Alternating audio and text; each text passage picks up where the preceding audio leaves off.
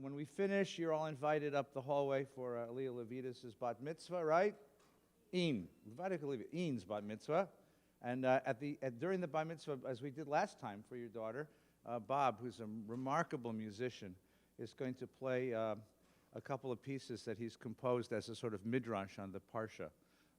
Bob is a very, very, very well-noted cellist, and he has composed some beautiful music. So join us for a wonderful davening and a wonderful piece of music. And then following that, we'll have lunch, and I don't know what it is today. Do you know what it is today?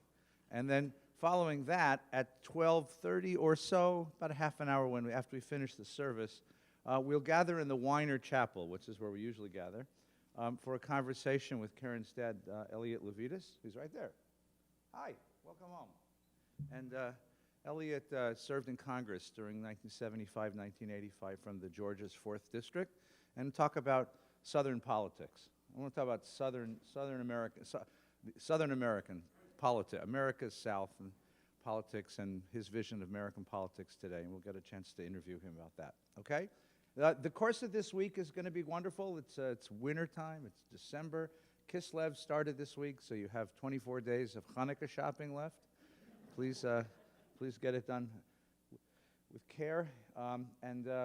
This Wednesday night, College of Jewish Studies will feature Dr. Tal Becker. Tal is a wonderful guy. Tal was born in Australia, made Aliyah to Israel.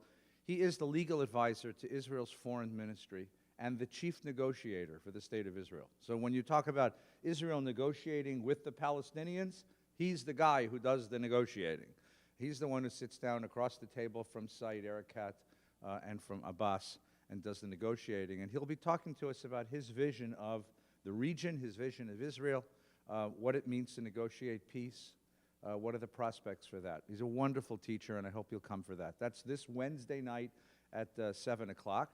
And then the following week, we'll have Torah Study Shabbos, of course, so you'll hear about this twice. On Tuesday night, it's going to be Tuesday night, we'll welcome the journalist Peter Beinart. Beinart is a columnist for the Atlantic Monthly and various other important journals, Washington Post he's frequently in, sometimes the New York Times.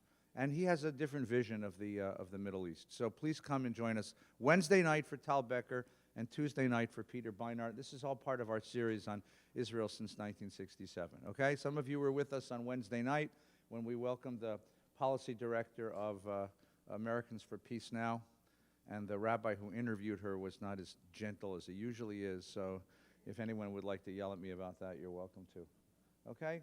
Did I miss anything? Everything else nice going on in the shul? Good things are going on in the world, so in the shul. I don't know about the world, but in the shul. The world I can't speak for. Okay, welcome. Good morning. Nice to have you here. And some of you have been with us. This is what we do on Shabbos mornings to get warmed up for prayer. When you ask American Jews how you came to America and who are your ancestors, they all give you the same answer. My great-grandfather was a very Orthodox rabbi, very pious, very holy, very, very, very, very close to God. And he came to America. He was forced to come to America. And he came to America and he settled on the Lower East Side. And he lived a pious, quiet life.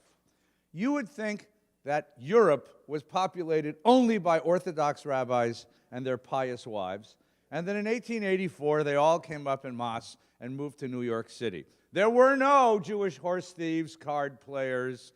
There weren't even carpenters and tailors. Everyone was a pious rabbi who spent all of their time learning the holy books, because that's who we are. That's our identity. Everyone's grandfather looked a lot like Tevye and talked a lot like Tevye. He was holy and sweet and kind, and everyone's grandmother was a lot like Goldie. So when you open the scriptures, you open Torah, you expect the same sort of thing. Who are our ancestors? They were all very pious people. All of our ancestors were moral giants. They were gentle, kind, giving, generous, sweet, honest people struggling to bring God into the world. That's what the scripture is going to tell us, right? And then you open the Torah and you say, oh my God, how did this get in here? This isn't supposed to be here. This isn't us. This must be a different version. conservatives, reforms. They must have switched out the versions because this isn't right. But because this story isn't about pious, holy, gentle people at all.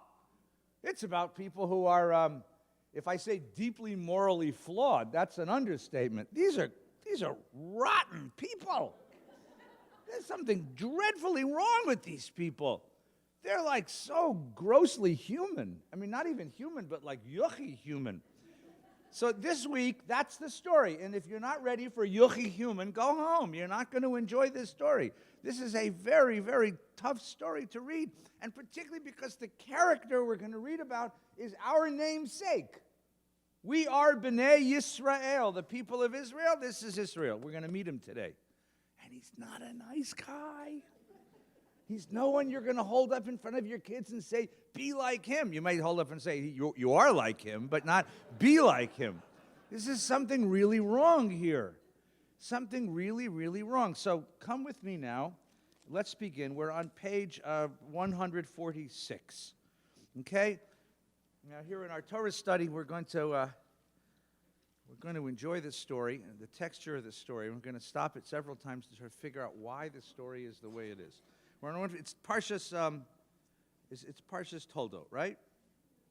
This is the story of Isaac, son of Abraham. Abraham begot Isaac, and Isaac was 40 years old when he finally agreed to go on J-date, find a girl, and get married. So if your son is younger than 40 and he's not yet married, don't worry, there's hope. And he took to wife Rebekah, daughter of Bethuel the Aramean Panaram, sister of Lavan the Aramean. And Isaac pleaded with the Lord on behalf of his wife because she was barren. This is a common problem in our mishpacha here, in our family. Women have a hard time getting pregnant, right? Sarah had a very hard time, and then she finally gave birth to this guy. And now his wife is, and he pleads to God as well. Now notice, by the way, when Abraham wanted a son, he pleaded to God for a son. Who is Isaac pleading for? For his wife. There's something, you're going to discover a tone of detachment in this man. It begins at the very first sentence. Look at the description of Isaac's genealogy, and look at the description of Rebekah's. Isaac, we are told, is what? Son of Abraham. What about Rebekah? She's son of Bethuel, who you know is the Aramean of Padan Aram. He's a Mesopotamian. He lives in Iraq. And she's the sister of Lavan. She's situated in a family he's not. She's connected in some way, and he's not. So when the wife is barren, it's not that he's going to pray because he wants an heir. He's praying for her. He's praying for her. And he pleaded to the Lord, and the Lord responded to the plea. And be careful what you ask for. And his wife conceived, but the children struggled in her womb. So she has twins. I mean, he must have said the right words. And whammo, she has twins. And she went to inquire of God, why am I suffering, right? Women in the 9th month, 8th month of pregnancy do this. It's called third trimester prayer, okay? Men pray too. Men pray to, like, get this over with already. Because she keeps looking at you and going, you did this to me, you son of a, you know. 2 nations are in your womb, 2 separate people shall issue from your body. 1 people shall be mightier than the other, and the older shall serve the younger. This is one of the common leitmotifs of the whole book of Genesis, right? We said this before, so let me just repeat it again, and then I'll come back to, we'll continue the text. Sigmund Freud, the great psychologist, argued that the driving dynamic of human development and human history is the Oedipal drama. Boys fall in love with their moms and want to marry them, but dad is much bigger and more powerful, and the fear of dad prevents the boy from having his mother. So what he does instead is he becomes his dad. He identifies with the father, and that way he can, in a certain way, symbolically have the mother.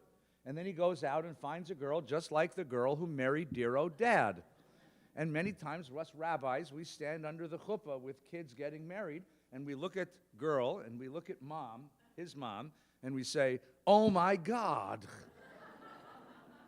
Because there is this crazy thing that drives our love lives called chemistry. And when psychologists try to figure out, classical Freudian psychoanalysts will say that what you do in choosing a mate is choosing the person who will help you work out your Oedipal complex. So she is either a Xerox of mom, or she's the exact opposite of mom, but in some way, he's working out his Oedipal complex by marrying this particular person.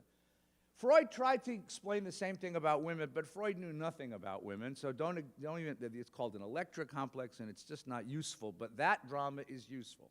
The Bible disagrees. The Bible believes that the primary relationship is not with your parent, it's with your siblings. And that the driving dynamic of human development and the driving dynamic of human history is not your conflict or your relationship to your parents, but your relationship to your siblings.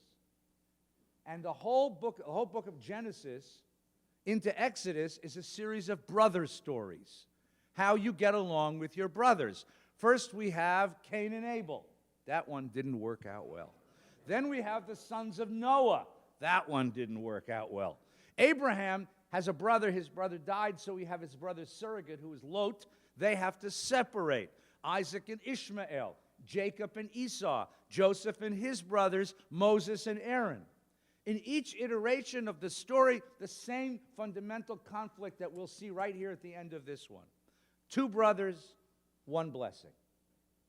Two brothers, one blessing. The competition for the attention, for the blessing, for the affection, for the destiny of the parent, of the father. The competition between siblings is what shapes us and what shapes human experience, human history. And the question is, can you ever work this out? And the Torah keeps asking us, can't you work this out? Can't you work this out? And you have to ask yourself this question if you're a student of Torah, which is, why was this the story that our ancestors chose to tell? Why this story? I mean, certainly it happens in human families. That's given. But so does the Oedipal thing. Why was this the story that was put into the Torah, put again and again, reiterated again and again in Torah? And you have to ask yourself, what were the historical circumstances under which these stories were told, that this was the story that our ancestors had to work out? Were there times in in Jewish history, when our community had to figure out the same sort of thing? How do you make common cause? How do you unite a community and how do you deal with the kind of jealousies and envies that go along with, mom loved you more, dad loved you more? How do you do that in human community? And this is part of why this is in the Torah. So this is going to be the driving. Now, the problem we have is that ancient Near Eastern law has an answer to this. The firstborn. The firstborn gets either a double portion or the whole estate. Right? Good. I'm the firstborn. I expect the whole thing, right? The firstborn gets either a double portion or the whole estate. It's called primogeniture. But the Bible overturns that over and over and over again. No firstborn in the Bible ever gets a fair deal. Right? None of them. Why? Because the whole purpose of this is to show you that you're overturning convention. And more than that, because that's what it means to say, I live in a world with a living God. To live in the world with a living God means that human relationships, human destiny is plastic. It's shapeable. It can be shaped. It can be shaped according to other directives besides set precedent and set tradition. So you have over and over again this idea, just as you have here, the older shall serve the younger. What do you mean older? That doesn't happen. Ah, yes, it does. In this mishpacha, it does. Okay, so now we have the birth. Ready? We here? On page 147. Everybody okay? Verse 24. When the time to give birth was at hand, there were twins in her womb. The first one emerged red, like a hairy mantle all over, so they named him Esau. And then his brother emerged holding on to the heel of Esau, so they named him Jacob. So if you want to know what the name Jacob means, it means heel. Okay? He's holding on. He's the follower. Isaac was 60 years old when they were born, right? A few more years he would have had Medicare. It would have been cheaper. When the boys grew up, Esau became a skillful hunter, a man of the outdoors. Jacob was a mild man who stayed in camp. Isaac favored Esau because he had a taste for game. Rebekah favored Jacob. All right, stop a second. Isaac favored Esau. Rebekah favored Jacob. Tell me why. Why does Isaac favor Esau? Well, who's Esau? Esau is a man's man. Esau's a big, strong, hairy, bad-smelling, laconic, beer-drinking, football-watching man's man. He knows how to get things. Goes out and he wrestles large animals to the ground, kills them, and eats them. He collects guns. He belongs to the National Rifle Association. He doesn't tolerate any of this weakness in American foreign policy. He wants man's man. Isaac loves that. Why does Isaac love that? You'd think that wouldn't be the son. And by the way, and who's Jacob? Who's Jacob? Jacob wears snappy Bill Blass blazers. Jacob knows how to cook. He speaks French. He does the New York Times crossword puzzle in a pen. Jacob keeps up with Downton Abbey and can explain to you who all the characters are. Jacob likes light jazz. Jacob is a girl's man. He likes staying home with the women. They have snappy conversation. They all sit down and watch Oprah or whoever at 3 o'clock in the afternoon. He's up on his shots. I mean, he's a homebody. He's verbal. He's sharp. He's fun to be with at a party. He drinks Manhattans and Giblets, and Esau drinks bad beer, Pabst Blue Ribbon, right? Schlitz. Remember Schlitz? They still make Schlitz at the bowling alley. You get Schlitz. Esau goes bowling. Jacob plays tennis, right? Esau follows NASCAR. Jacob follows the New York Metropolitan Opera, right? You get the picture here? You see that? You see the opposition. Because in mythology, when you have a twin is half a person. So they have opposite characters. Why does Isaac love Esau? Douglas. Now, that's my ancestor you're talking about. Esau is everything that he was not. You see that all the time when you see parents living out their athletic glory through their children. Okay. They're feeding athletic glory through their children. Yeah, one of the things, right. They have the next coming of Lionel Messi on the soccer. Right. And they think that that's their. I don't even know who that is. I'm so impressed that you know this. Okay, so Isaac. The character we get Isaac from last week's Torah portion is a man who is passive, right? We know two things about him. One is that he's the victim of the sacrifice, and two, that when it was time to go get his wife, somebody had to go get him a wife. This isn't a man who goes out and does anything. If you want to know about Isaac, here's what you need to know. Put a finger here and turn back to page 121. This will just take a moment. It's a little excursus here. Right? This is page 121, okay? This is the end of the Akedah story, the end of the story of the sacrifice of Isaac, okay? Look at the very end, right? It's verse 19. Well, actually, if you want to go with me, come with me a moment, okay? Turn back one page. Turn back one page to 119, right? Here's the Akedah story, right? On the third day, Abraham looked up and saw the place from afar. He said to the servants, "You stay here with the ass. The boy and I will go up there. We will worship, and we will return to you." Whatever you understand that to mean. Whether he's lying, whether that's hopeful thinking, that's what Abraham says. Abraham took the wood for the burnt offering, put it on his son Isaac. He took the fire stone and the knife. And the two walked off together. Vayelchu shnechem yachdav. With Isaac carrying the wood and Abraham carrying the knife, they're going to do what they're going to do. And they're going to do it yachdav, together. Yachdav from the word echad, one, as one, united in this. Then Isaac says to his father, "Father, yes, here are the firestone and the wood. Where's the sheep for the burnt offering?" And Abraham says, "Don't worry, God will see to the sheep, my son." And the two walked on together. It says it twice. Vayelchu shnechem yachdav. This togetherness going up the mountain. The togetherness going up the mountain is repeated twice in the text. So at the end of the adventure, turn to page 121 and look at verse number 19.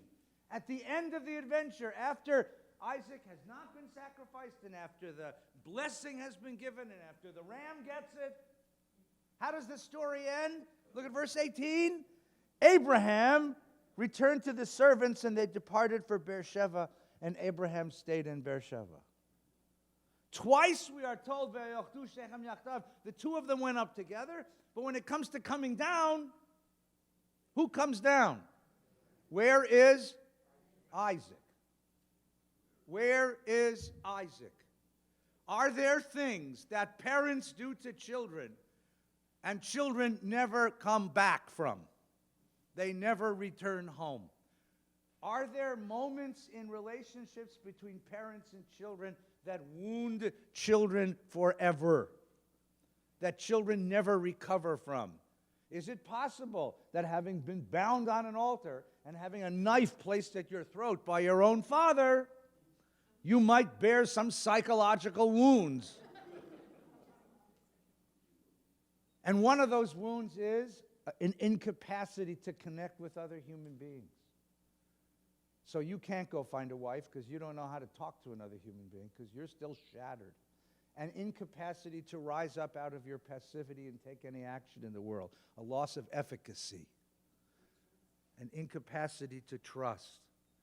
An incapacity. And the Bible and the Midrash is going to say that Abraham cried and his tears fell into the eyes of his son. And that's why in a few moments we're going to learn that Isaac was blind. Because there are things that children should never see. And a father who puts a knife at the throat of the child is something that no child should ever see. And having seen it, he will never recover. So he has a kid. And number one, he can't see his son. Psychologically, he can't see his son's soul. But he knows something about this son. The son is everything he's not. The son is big, strong, powerful, unafraid. The son deals in weapons. He's a hunter. He has quivers and bows and knives, the very things that give Isaac shivers. But the fact that his son is so adept with this and so fluent with it, that gives him strength. So Isaac is attracted to his son. There's one other reason why. Isaac had a brother, remember? Who was Isaac's brother? Ishmael. What was Ishmael like? Says the Torah, a wild ass of a man. Sound familiar?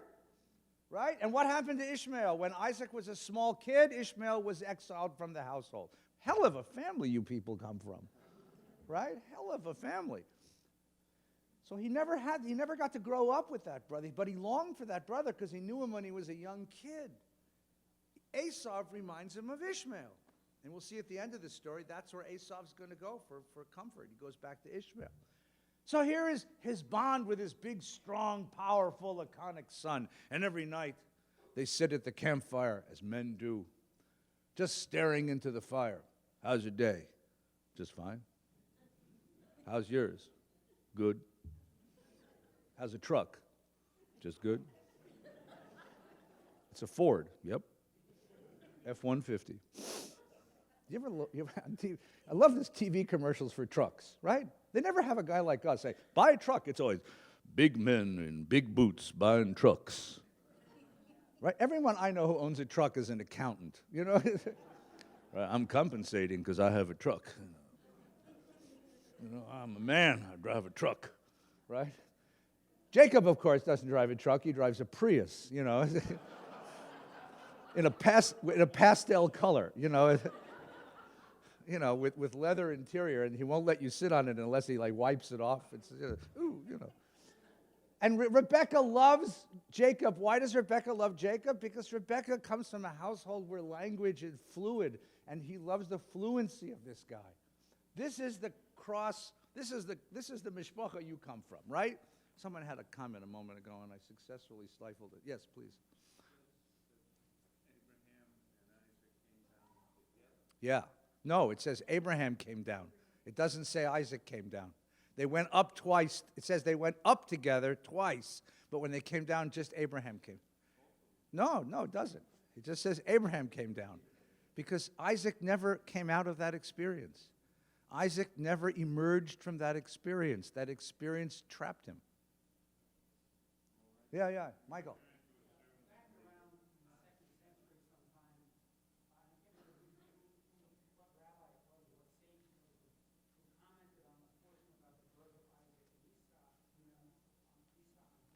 Yeah. There's a problem in the translation. Yeah. If you take out the vowels, the Masoretic vowel, Yeah. it's ambiguous as to who is going to serve who. Yeah. So it could be actually that it is the opposite. Yeah. And as a result of that, if you go through the story, and it's something as you read through the whole story, I know I don't want to get ahead of you. Yeah. But in the end, it's actually Esau who becomes the one who has grown in stature and morality rather than Jacob, who keeps sliding back. Okay. Well, we'll come back to that part in a minute. All right. There's two stories about Jacob and Esau, and I'm going to try to get them both done so that the In family can get to their bat mitzvah. Pop, make this really short. Don't ask me about Wednesday night. Don't ask me if Israeli settlements are truly an impediment to peace and what my opinions about that is, because if you ask me that, we will not get back to the Torah.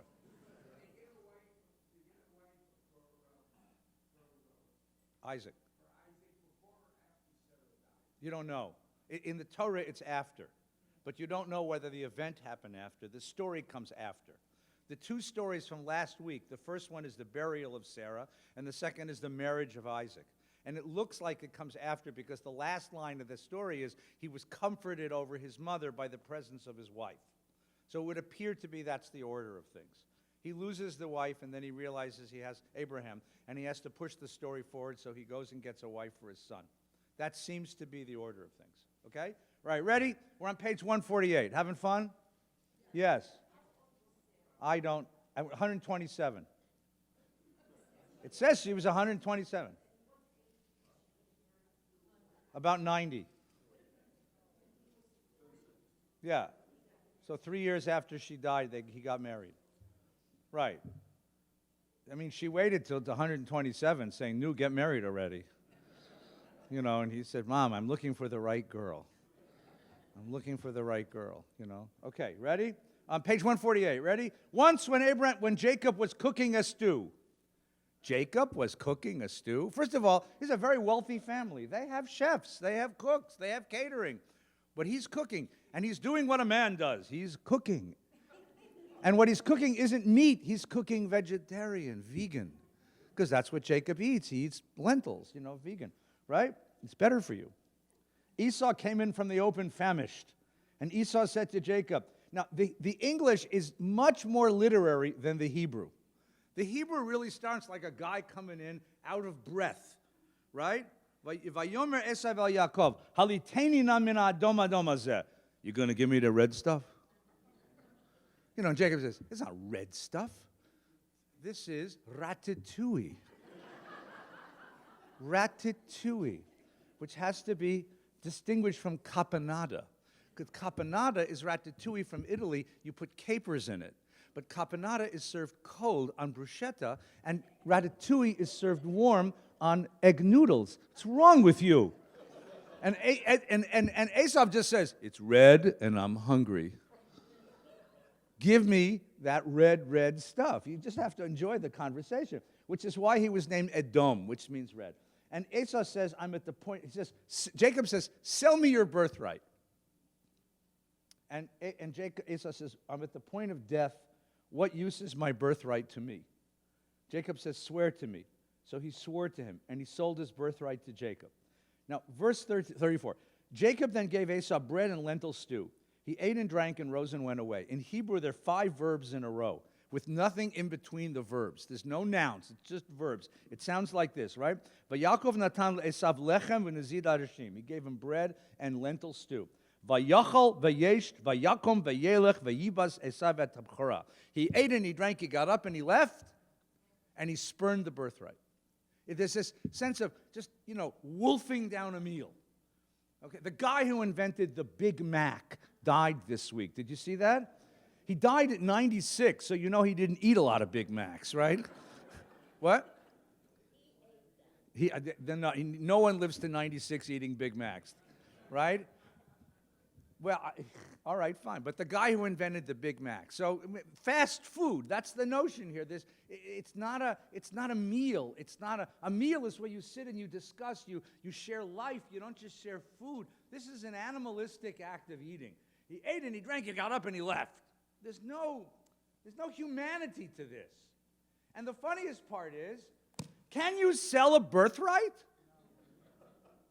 What is a birthright? You're the firstborn, you get all the inheritance. Can you sell that? Absolutely not. So what's Jacob doing?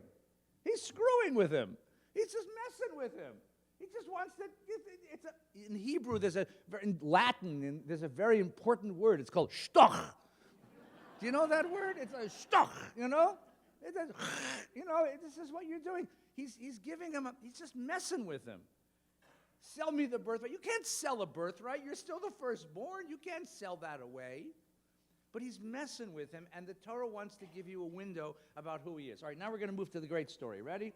Skip chapter 26, because it's about Abimelech. Let's go to page 153. Quick. Ready? Here's the great story.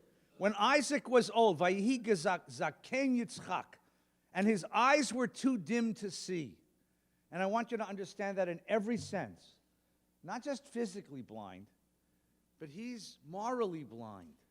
He doesn't know the people who live around him. He called his oldest son Esav, and he said to him, "My son," and he answered, "Here I am." There's this formality to this. Beni hineni. Vayomer hinena zakanti. I'm old, and I don't know, I'm soon gonna die. Take your gear, your quiver and bow, go out into the open, hunt me some game, then prepare a dish for me as I like, and bring it to me to eat, so that I may give you my innermost blessing before I die. We'll do what we do, boy. You go hunt something, and then we'll sit at the fire, and when I'm ready, I'll bless you. This is his relationship to his son, right? Now, you could ask the question, by the way, why does he have to have a meal? Why does he just bless him? If he's really worried about dying before he conveys the blessing, why the meal? But there's a sense of that's what these two men share. They share the adventure of the hunt, and they share the taste of the hunt. That's what they share of the world, right? Rebekah had been listening as Isaac spoke to his son Esav. His son Esav? Not. When Esau had gone out into the open to hunt and bring the hunt game and bring it home, Rebekah said to her son Jacob, "You people come from a really interesting family. I overheard your father speaking to your brother Esau, saying, 'Bring me some game, prepare a dish for me to eat, that I may bless you with the Lord's approval.'" There's a phrase that didn't occur before, right? With the Lord's approval? All of a sudden, God gets schlepped into this. When Isaac said to Esau, "Go make me a meal and I'll bless you," no God, just me, I'll bless you. But here, Rebekah adds something. What does she add to it? She adds God. When I ask about where God fits into this in a moment, right? "Now listen, my son, carefully as I instruct you. Go to the flock, fetch me 2 choice kids, and I will make of them a dish for your father, such as he likes. Then take your father to eat, in order that he may bless you before he dies."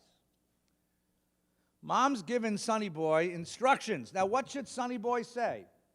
You all know the righteous people that your ancestors were, honest, morally deep, genuine, sensitive. He should say, "No, mother, no. Such a thing should not happen in our family. Take my brother's blessing? No, mother, no. That would be obnoxious to take advantage of my father's blindness and steal my brother's blessing. No, mother, no." Of course not. Ready? Jacob says, "But my brother Esav is a hairy man and I'm smooth-skinned." What's he worried about? Yes, this is called, in Kohlberg's morality, this is level 1. When they go to 6, this is 1. What makes something immoral? You might get caught. You might get caught. That's what makes it immoral. Not that you violated principle, not that you violated the rights of another human being, not that you'll explode the family. None of that. You might get caught. Okay? So what does she say? He says, "If my father touches me, I'll appear to him as a trickster." Imagine that. "And bring curse on myself, not a blessing." His mother said, and this is what Jewish mothers have been saying ever since, right? "Don't worry about me, I'll sit in the dark," right? "Your curse, my son, be upon me, just do as I say." How many Jewish mothers does it take to change a light bulb? None. "I'll sit in the dark." "Your curse be upon me, my son. Just do as I say and go fetch it. So he went and he got it and brought him to his mother. His mother prepared a dish his father liked. Now, game and domestic food don't taste alike. There's so many reasons why this can't work, right? Not that I know a lot about game, but I'm told that, stuff you hunt doesn't taste the same as stuff you buy at Mr. Kosher. Nothing tastes like Mr. Kosher. So Rebekah took the best clothes of her son Esau, which were there in the house. Why are the clothes of Esau in the house? Now, that's an interesting observation, right? So he's not quite as distant from the family as we make it out to be, because his clothes are hanging in her closet, right? And she covered his hands with the hair and the hairless part of his neck with the skins of the kids. She put in the hands of her son Jacob the dish and the bread she had prepared. He went to his father and he said, Father. Now, I want you to stop for a second and just imagine the scene. What's the scene look like? So you have the old father sitting in the tent in the dark, because he's blind, so there's no light, right? And the boy comes in carrying the dish of the food, and the boy is dressed in his brother's clothes, and his brother's a size XXL, and he's a size medium, or small. So the clothes are like falling off of him, and he's got this hairy stuff on his neck and his arms. I want to just keep that image in mind. Why that image? Just why is that image particularly important to the tradition? Why is that image important to the Bible? I mean, we usually talk about a wolf in sheep's clothing. This is a sheep in wolf's clothing. That image of you're trying to pretend to be somebody you're not. You're trying to pretend to be somebody that you're not even close to. You're dressing, you're pretending. You're in costume, pretending to be a character that you can't possibly imitate.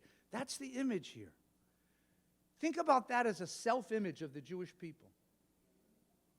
For just a moment, think about that as the self-image of a Jewish people, right? We are a gentle people who occasionally have to dress up like warriors. We are a gentle, verbal people who have to dress up like laconic killers. We are not hunters by our nature, but sometimes we have to pretend that we are. And what's the great danger? That you might forget that it's only a costume and actually think that it's you. That you might forget that you're only doing this for a certain purpose and actually internalize that character, right? It's just an interesting image. It's just an interesting image. And then if you take a step back and say, well, if we're not that, why do we dress up that way? Because we want to earn the affection of our Father, who happens to like big, strong, powerful people? What's the attraction of certain men to certain men who are big, strong, powerful, dumb killers? There's something about that personality that appeals to the masculine in some of us.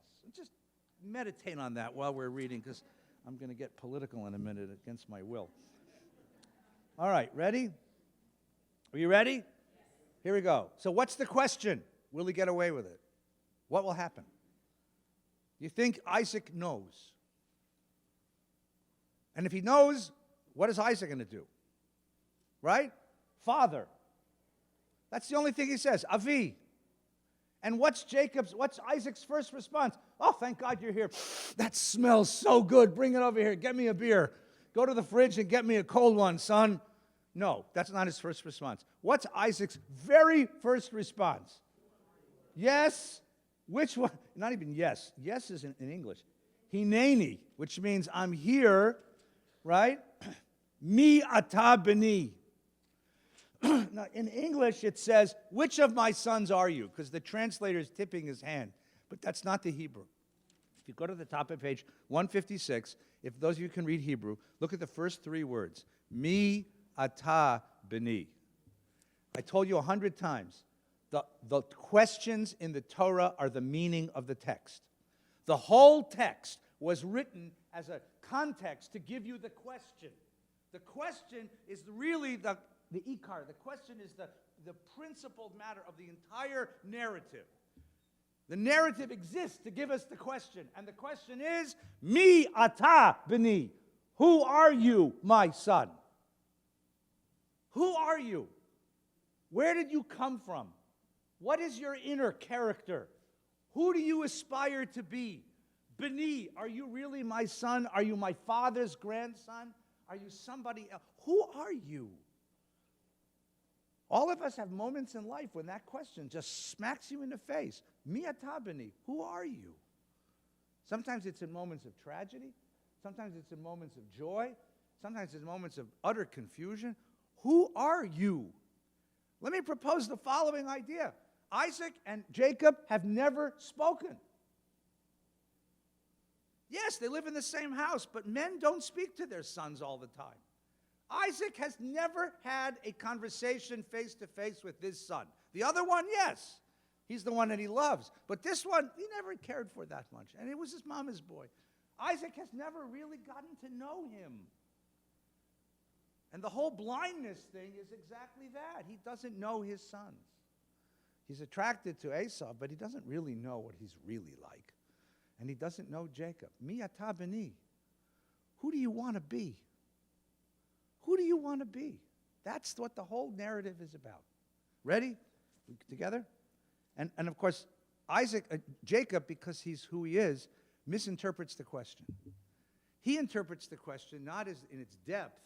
He interprets the question superficially as the drama that's going on in front of him. So he says, I'm Esau, your firstborn. I've done as you told me. Pray, sit up and eat of my game that you may bless me with your innermost blessing. Innermost blessing, by the way, is tivracheni nafshecha. Your soul will bless me. Right? Tivracheni nafshecha. Your soul will bless me. Vayomer Yitzchak, give me your soul blessing. Now, the next line should be, sure, come in, give me the food, we'll have a blessing. Or, I'm not sure it's you, let me call a servant. Or ask God what he... No. Because this is going on now on two levels. On one level, the superficial level, the pshat of the story, the simple meaning is, Isaac really doesn't know who this is. But it's very clear on a higher level, Isaac knows exactly who this is. The question isn't, is this Jacob? The question is, who is Jacob? Who is this Jacob? What kind of human being are you? And who deserves to get the blessing of Abraham? Who is Esau? Who is Jacob? That's the question. So read it on both levels at the same time, okay? You see how both levels work? Right? Isaac said, how did you succeed so quickly, my son? And the answer, if you're Esau, is, I'm a damn good hunter. That's how. Right? But nope. Because the Lord your God granted me good fortune. Now, Esau would never answer that way, right?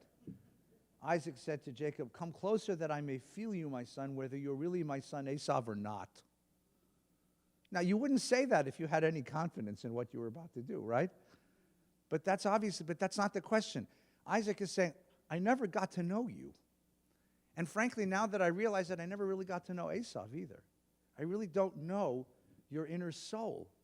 And I can't give you a blessing from my inner soul to your inner soul until I know who you are. So come over here so I can touch you. And I've always thought of you as a kind of passive kid. You never showed me any kind of initiative, any kind of strength, any kind of guts. And now that you're doing this, maybe I underestimated you. This is the upper level talking to him, right? So come closer, I may feel you. So Jacob drew close to his father and felt him and wondered. The voice is the voice of Yaakov, and the hands are the hands of Esau. Hakol kol Yaakov yadem yadei Esau. For a moment, you could think, that's the blessing. That's the blessing. You will not be a fully developed human being, my son, until you match your verbal abilities and your cognitive, your mental abilities, and your smooth social intelligence with the kind of deep gut loyalty of your brother and your brother's ability to shape the world. You are a trickster. You run away from problems. Your brother is a hunter. He faces problems. Your brother can act in the world. You can think about the world. He acts, but he's dumb. He's an animal. He doesn't know how to think 2 steps ahead. You think 2 steps ahead, but you become reticent and fearful and run away. But if you could unite the two of you into one, the two parts of the twins into one unified character, Kol Yaakov, Yadayim Yadei Esau, that voice of Jacob and the hands of Esau, you'd have one formidable human being. And that's going to be the developmental challenge of this young man. We're going to watch it over the next 3 weeks, how he moves from Jacob the trickster to Yisrael the wrestler. Sounds a lot like a hunter. A man who finally integrates the two parts of the two brothers. That's going to be the development. I know you want to find out what happens, so let's find out what happens. Ready? And he asks him again. Are you really Esau? Are you really Esau? Like, what are you supposed to say? Like, all right, what do you want, Pop? I'm Esau, right? He says, I am. Rashi says he didn't lie. He just says, Ani. Right? I'm me. I am. I'm me. That's what he says. Serve me and let me eat of my son's game that I may give him an innermost blessing. So he served him, and he ate, and he brought him wine. His father said to him, come close and kiss me. And he kissed him, and the smell of the clothes, and he blessed him and says, Oi, you smell like the fields. And he gives him the blessing. Be master over your brothers, and let your mother's son bow to you. And Jacob leaves. And now, the next part of it is what my kids like to call, uh-oh. There is a loose end. What's the loose end? Esau, right? You have a brother who kills things for a living. Right? So what happens? No sooner had Jacob left the presence of father Isaac finished blessing Jacob, then his brother Esau came back, and he too prepared a dish and brought it to his father, and he said to his father, let my father sit up and eat of his son's game, so I may give you his innermost blessing. And the father said, who are you? Because that's also part of it, right? I don't know you either. I realize now that I don't really know you. I sat with you. We've grunted together. But I don't know your soul. Who are you? Who are you, right? 157, bottom of the page. And he says, I'm Esau, your firstborn. Isaac was seized with a violent trembling. Now, on the pshat level, on the simple level, it's because he realized he's been duped. He's been fooled. But on the higher level, or deeper level, on the other level, why is he trembling? On the upper level, he knows exactly who he gave the blessing to. He gave the blessing to the right one. But the trembling now is that he can see forward in history. And what can he see forward in history? That what he's managed to do was set his sons against each other. That he's set his sons against, he's lost both children. In other words, he's done exactly what his father did. His father exiled Ishmael and almost murdered Isaac. And Isaac swore that he would never do that to his kids. And in this one act, he just did it. Because one son will have to run, and one son will hunt the other, and Isaac has just lost both kids. You see how the tragedy of the thing. And now, for the end of the story, there's an end to the story. And Esau becomes articulate for the first time. And not only does he become articulate, but he becomes sympathetic. And for the next part of the story, you're going to want to cry with him. Because what happens, he says to him, look at 158, next page. When Esau heard his father's words, he burst into wild, bitter sobbing. Because Esau is loyal to his dad. That's the only human relationship either one of them had. That is his defining relationship. And to know that his brother came and supplanted him, that's the only relation, that's the relationship that defines him. I am my father's firstborn. And Jacob took his place. It destroys his identity. And he says, bless me too, Father. And suddenly this big, powerful, strong man who kills is a tiny little boy. You get the sense of a little boy inside of him, right? Give me a blessing. Give me something, Papa, right? And he says, your brother came with guile and took away your blessing. And Esau said, that's why you named him Jacob, right? Because he could do this twice to me. First he took away the birthright, and now he's taken away my blessing. And now I think what the Torah does is something quite brilliant. They put into Esau's mouth the problem of the whole narrative. Not just the problem of the whole narrative, it's the problem of the whole book of Genesis. And not just the problem of the whole book of Genesis, it's the problem of the whole Torah. And it's not just the problem of the whole Torah, it's the problem of the whole world. And Esau is the one who gets to articulate it. And here is the problem of the world. You ready? Have you not reserved a blessing for me? And Isaac says, I've made him master over you. And I've given him all of his brothers for servants and sustained him with grain and wine. What can I do for you? And here Esau, here's the zing, here's the last line of the narrative. And Esau says to his father, have you but one blessing. You're Isaac. You're the heir to Abraham. You're the most powerful man in the world. You're the most powerful man in the world. You worship a God who created this all. Who told you you only had one blessing? Who told you that blessings have to be hierarchical? What kind of father has only one blessing for two sons? What kind of world is it that we have to put overs and unders, ups and downs? Is there no room for a horizontal family where everyone gets a blessing? Is there no room for that? Does everything have to be hard? Do you have to lose for me to win? Is life a zero-sum game in the end, so you have to lose and I have to win? Have you no blessing for me?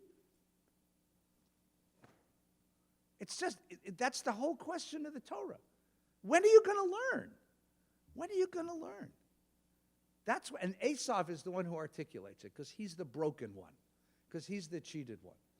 And what's going to happen at the end of the story, of course, is there's going to be a vendetta. And what's going to happen? He's going to swear a vendetta against his brother, right? And he's going to say, as soon as look at 159. I'm rushing through the end here, right? Esau harbored a grudge against Jacob because of the blessing which his father had given. And Esau said to himself, "Let but the mourning period of my father come, and I will kill my brother Jacob. I will kill my brother Jacob. I will kill my brother." Right? There you go. World history in one sentence. That's the Torah's problem. That's the narrative. This hierarchical binary thinking leaves us in a place where there's no possibility for resolution and peace. So the famous Jewish campfire song, which is in the book of Psalms, in Psalm 134, is Hine matovu manayim, shevet achim gam yachad. How rare and precious it is when brothers can figure this out and live together.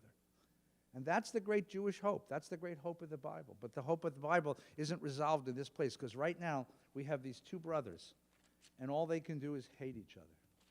And there's this tremendous sense of rage. And you finish this Torah portion, I think it's a very sad Torah portion, because the family explodes. How is Isaac ever going to speak to Rebekah again? You imagine that therapy session.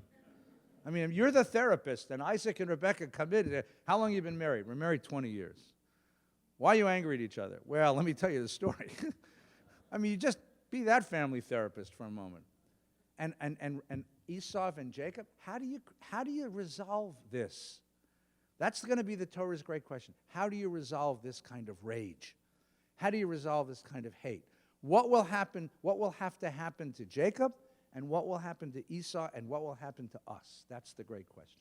I know there's a lot of questions you want to ask, but I got to go inside and do a bat mitzvah. So let me wish all of you a wonderful Shabbos. Thank you for coming today. Shabbat shalom.